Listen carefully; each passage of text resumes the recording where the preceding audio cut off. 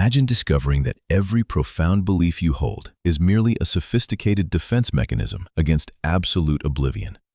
We comfort ourselves with complex theological doctrines, believing we have chosen a path of pure spiritual truth.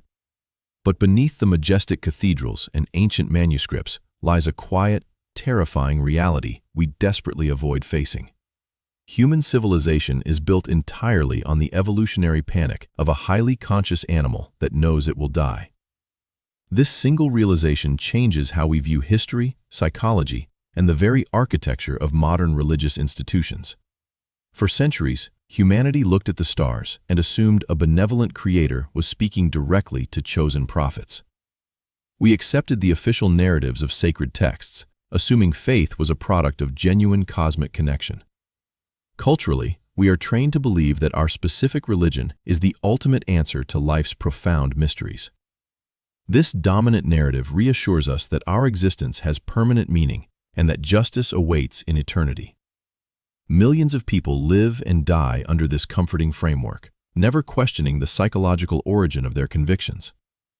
But something strange happens when you strip away the beautiful poetry and analyze the brain under existential stress. Modern neurotheology reveals a much darker secret about how our minds manufacture absolute certainty out of pure chaos. When a human being encounters mortality salience, the subconscious mind immediately triggers an intense survival mechanism. The brain cannot process the concept of its own non-existence without experiencing severe, paralyzing cognitive dissonance. To survive this psychological paralysis, our ancestors naturally developed a unique cognitive adaptation we call belief. Anthropologists observe that every civilization across history created complex mythologies to navigate the terrifying concept of death. This is not a coincidence, but an evolutionary survival strategy hardwired directly into human neural architecture. Consider the geographic accident of your birth, which entirely dictates the specific sacred text you consider absolute truth. If you were born in a different valley centuries ago, your eternal soul would claim a completely different savior. Yet each distinct culture maintains the exact same unshakable conviction that their unique map of eternity is flawless. This cross-cultural phenomenon proves that the content of the doctrine matters far less than its protective psychological function. Belief systems operate primarily as existential shock absorbers, designed to shield the conscious mind from a silent universe. Behavioral economists look at this pattern and see the ultimate marketplace of psychological safety and emotional risk management. Institutional religions quickly recognize this vulnerability, transforming human existential panic into the most powerful currency on earth. By monopolizing the cure for the fear of death, ancient authorities secured total control over human behavior. They designed elaborate systems of divine rewards and eternal punishments to systematically regulate large agrarian societies. The concept of a looming judgment day operates as a brilliant mechanism of dark behavioral compliance and governance. Once you convince a population that their consciousness survives the grave, you can demand absolute obedience in life. Every ritual, every sacrifice, and every sacred donation is essentially a premium paid to an unseen cosmic insurance policy. We willingly surrender our autonomy to these institutions because the alternative is standing completely naked before the void. This deep psychological vulnerability explains why theological claims are entirely immune to empirical evidence and logical critique.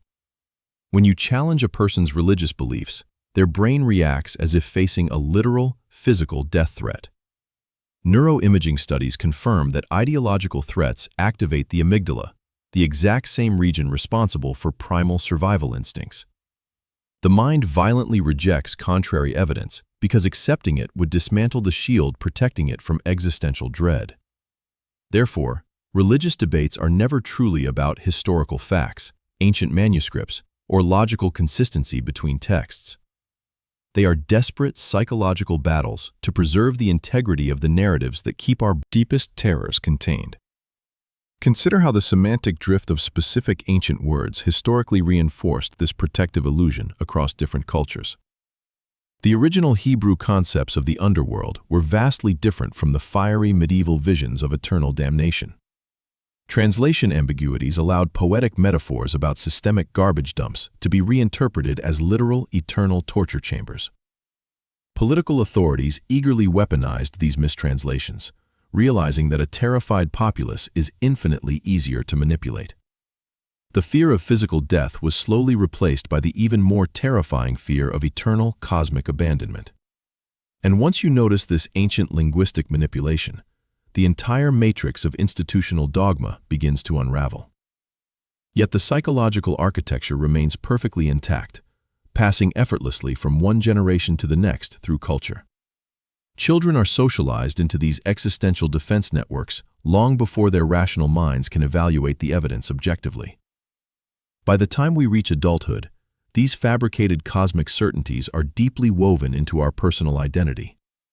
To question the faith of our ancestors feels like a betrayal of our community, our family, and our history. This structural continuity ensures that the fear of death remains the unseen engine driving human civilization forward indefinitely. Every magnificent monument, holy war, and sacred text is a physical monument to our collective refusal to disappear. We build empires of stone and dogma, hoping something tangible will survive long after our bodies rot away. But language hides a deeper problem that most modern believers are completely unprepared to confront or acknowledge. If faith is merely a biological byproduct of evolutionary survival, then its truth value becomes entirely irrelevant. The gods did not create mankind in their image. Rather, our fear of the dark fabricated the gods. We populated the silent, empty heavens with watchful eyes simply because the alternative was too lonely to bear. The historical silence of God is not a test of faith, but the natural state of the cosmos. Prophetic visions and mystical encounters are often just the neurological misfirings of a brain drowning in existential isolation. When isolated in darkness, the human mind will eagerly hallucinate agency rather than accept a completely indifferent reality. This psychological glitch turned desperate wanderers into revered holy figures and gave birth to major global religions. And once you perceive this structural illusion, you cannot unsee the gears of the great human deception. The implications of this realization are deeply unsettling, reshaping our understanding of morality, society, and personal purpose. If our highest values are born from panic, then our entire moral framework is grounded in self-preservation. We do not love our neighbors out of pure altruism, but to secure our place in the cosmic hierarchy. This dark behavioral economic perspective strips the romance from spirituality, leaving only a cold mechanism of survival. It suggests that civilization is a massive psychological sanctuary designed to keep us from looking down into the abyss. We hide behind elaborate rituals and sacred calendars to maintain the illusion that linear time has a destination. But the universe moves onward, completely unbothered by our desperate need for cosmic significance and eternal validation. The stars do not know our names, nor do they care which holy book we died defending. This realization leaves a profound, lingering silence that can feel completely paralyzing to the uninitiated viewer. To realize that you are the author of your own meaning is a heavy, terrifying burden to carry. Most people will quickly retreat back into the comfortable warmth of their inherited dogmas to escape this weight. They will choose the beautiful, structured lie over the cold, indifferent truth every single time without hesitation. Because facing the void requires a level of psychological courage that biology simply did not equip us to handle.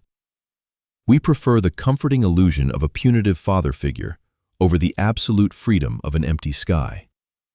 Thus, the ancient cycle continues, and the temples remain full of worshippers seeking escape from their own mortality. The scripts change, the languages shift, and the names of the deities are continuously rewritten across the centuries. Yet the underlying human panic remains completely identical, driving the eternal machinery of faith and institutional power. We are all fragile, conscious organisms desperately searching for a light, that we must ultimately learn to ignite ourselves.